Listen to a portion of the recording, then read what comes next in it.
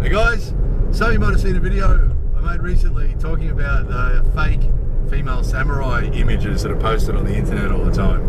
And underneath that video, someone left a comment and talked about Shurayuki Hime, which is a movie that was made in 1973.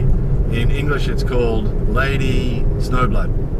And I had actually seen it a long time ago, and I couldn't really remember the plot. I remembered it was all right, and it was sort of samurai style thing. And all I remembered, the thing I remembered the most from it was blood hosing out of people that have been cut down, right? And it really stuck in my mind. And I watched it again yesterday just to refresh myself. And sure enough, yeah, it was this blood hosing out of people all over the place. And to like an over-the-top extreme, you know. But it's actually quite a good movie. It's the movie that inspired Quentin Tarantino to write Kill Bill. And if you've seen Kill Bill and you watch this one, you'll see the parallels. It's pretty clear that that's what inspired him. So the plot for this one is that her mother was raped and her half-brother was killed by a group of thugs, and there's a few other parts to that later that I won't spoil for you. And then her thing is vengeance, to track down these guys and to kill them, right, which is what she does.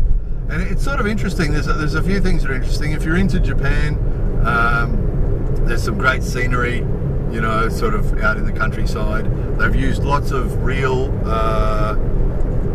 places like shrines and old buildings and things like that to shoot a lot of the stuff in. So 73, you know, that was 50 years ago. So a lot of old shrines, a lot of old temples.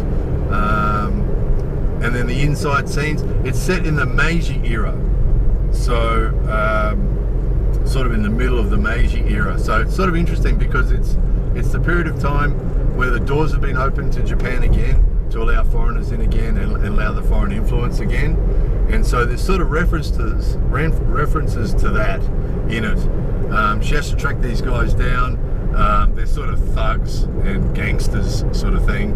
And there's references to that. One of them's connected to foreigners, bad foreigners, and selling drugs and stuff.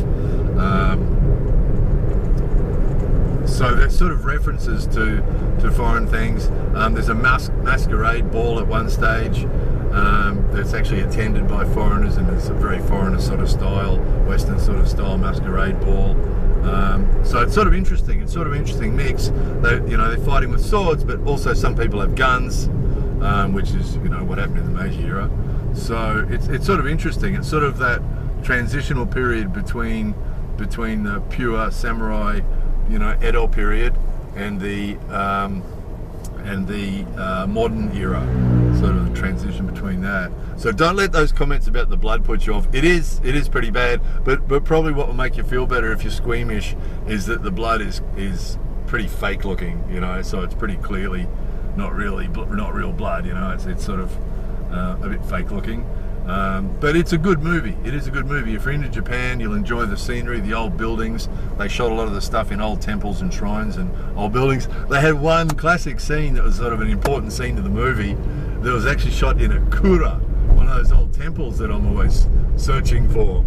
So that was pretty cool. Oh, look at the old kura. And you can see it was an old kura attached to an old building, and they shot one scene in there. It was a pretty relevant scene. So that was pretty cool. So yeah, the old buildings are good, the scenery's good, the stuff they shot inside, you know, the furnishing and everything looks very authentic, Meiji, or older. So yeah, it's pretty good. It's pretty good. Vengeance movie. I'm trying to think what I've forgotten.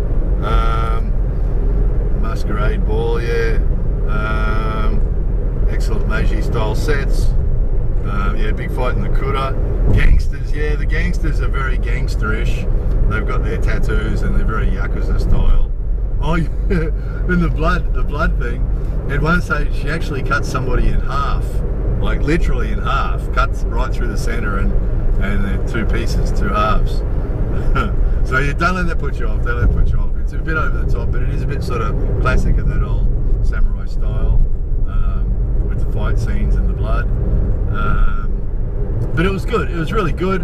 I won't ruin the ending for you, but it's a really, really Japanese ending. Those of you who've seen it already will know what I'm talking about. And you know, if you're going to watch it after this, after you've watched it, just remember that I said that the ending's really Japanese. You know, the difference between like an American style movie and the way American style movies end usually, and a Japanese movie and how Japanese movies usually end, really different. This is a classic. This is a classic Japanese ending to a movie. So it was good. It was pretty good. It was worth watching. If you're into Japan, Japanese stuff, Japanese culture,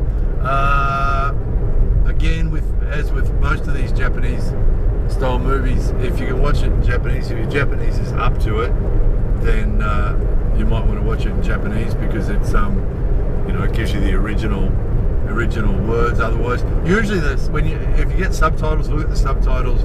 Usually what the subtitles say and what the people are actually saying they often don't match. It is difficult to translate some Japanese stuff directly into English, so often you get a bit of a different version. But yeah, if you can watch it in Japanese, do so. If you have to watch it with subtitles, that's cool too. There's, you know, if you want to follow the plot and your Japanese isn't up to it, then it's probably worth using the subtitles so you can follow the plot. Not terribly complicated, but a couple of things that will be good to know if you know what's going on, if you know what they're saying, you know. So yeah, an unskilled review of this movie. I don't give movies stars because these things are subjective, aren't they? You know, it depends on what some person might really enjoy and think is a very, very good movie, and someone else might not enjoy it. But it's worth a look. Hour and 30 minutes of your time, you know. Add one more thing to the catalogue of Japanese things that you've seen. So it's good. It's good. I recommend it. Anyway, that was that. I'm in a borrowed car, guys. They're fixing my car. My aircon's broken. It's 37 degrees. So they're supposed to be fixing my aircon. They've given me this loaner car. You guys are attached to a door handle and stuck on the window. I'm not quite sure what this video is going to look like for you. I hope it turned out all right. Anyway, that was that. Please enjoy that movie, Lady Snowblood. More videos coming soon.